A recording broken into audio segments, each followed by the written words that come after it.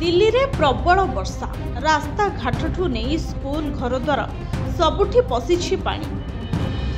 आगामी 4 दिन पर राज्य में मौसुमी वर्षा जारी रहिबा आशंका येलो वार्निंग जारी करा जायछे। लगाण वर्षा पर दिल्ली हाल बेहाल हो जायछे। केउठी रास्ताघाट जाम तो पुणी केउठी वर्षा रे बुड़ी रहिछि राजधानी। घर बाहरिबा एक प्रकार मुश्किल होई पड़छे। लघुचाप और मौसुमी वर्षार डबल माड़े बेहाल देशर राजधानी। स्कूल भितरे पशिछि पानी और सेठी बसी रहिछन्ति कुनी कुनी छुआ।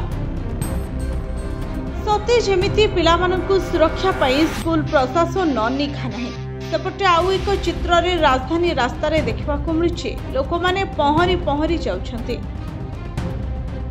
तबे सठिक भावे वर्षा पड़ी निष्कासन हेउनथबारु पानी जमाट बांधुछि और यार कारण पाई समस्या बढ़ुवा स्थानीय बासिंदा अभियोग करछन्ति। दिल्ली परे मुंबई रे मध्य समान अवस्था। देशर वाणिज्य नगरी मुंबई बेहाल होई पड़छे। जोठी नजर पड़छे सेठी खाली पानी ही पानी। रास्ता घाट घर द्वार सबुठी आंठिए पानी जमाट बांधिछि। रास्ता रे जानवाहन गड़िबा बदल रे लहरी भांगुछि वर्षा पानी।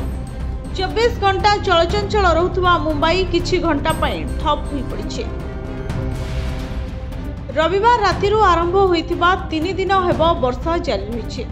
देशर अधिकांश स्थान रे वर्षा जारी रहितिबा बेले पहाड़िया राज्य हिमाचल प्रदेश, उत्तराखंड और जम्मू काश्मीर रे काल साजिछि वर्षा।